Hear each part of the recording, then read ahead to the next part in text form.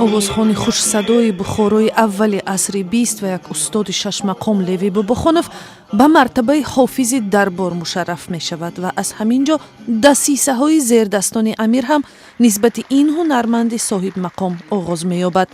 шоми 7 май дар толори маркази яҳудиёни Бухоро дар Нью-Йорк 200 тамошобин шоҳиди нахуст намоиши филм спектакли коргардон Борис Катаев шуданд. вақте ки ман дар студияи телевизиони тоҷик кор мекардам, дар бораи ин ҳофизи машҳур бисёр шунида будам, дар бораи ӯ аз ҳофизони бузурги Тоҷикистон ва медонистам ки Левича Бобохонов кӣ буд, чӣ хел ҳофиз буд, чӣ хел устози шашмақом буд.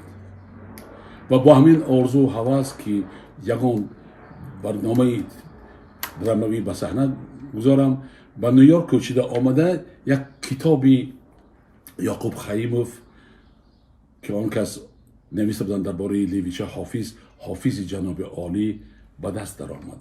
намоишномаро сценариянавис Илёс Малаев ва коргардон Борис Катаев соли 1999 бори аввал дар саҳнаи театри Квинс театри Нью-Йорк нишон доданд ва танҳо 24 сол баъд филм спектакли он ҳам муаррифӣ шуд. нақши Левичаи ҷавону калонсолро Рошел Рубинов ва Авром Толмасов иҷро карданд. ва Левича шогирди дӯстдоштаи Отаҷалол буд ва Отаҷалол мегуфт ки монанди Левича ҳофизон бисёр каманд, ҳофизони шашмақом. ва амири Бухоро, амир Олимхон ӯро ба дарбори худ гирифта ба ёнаш нигоҳ дошта мегуфт ки фақат ҳофизи амир ба амир суруд хонад. ҳатто ки Левича дар пластинка овозаша дод, ӯро ба зиндон вале маҳз ҳамин пластинка ё қартаи мусиқӣ бо чанд намунае аз порчаҳои шашмақом дар иҷрои Левича мисли Насри Ушшоқу Талқини Узол тавонист барои наслҳои баъдӣ чун далели зиндаи садои нотакрор ва ҳам дарсе аз мусиқии барҷастаи классикии тоҷикӣ ҳифз шавад.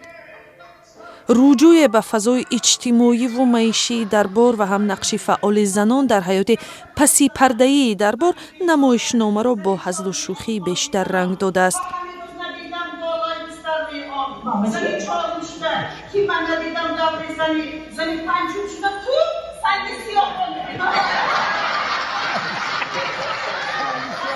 коргардон Борис Катаев ҳоло ният дорад филмашро дар Тоҷикистон, Исроил, Австрия ва дигар маҳфилҳои фарҳангӣ ба намоиш гузорад.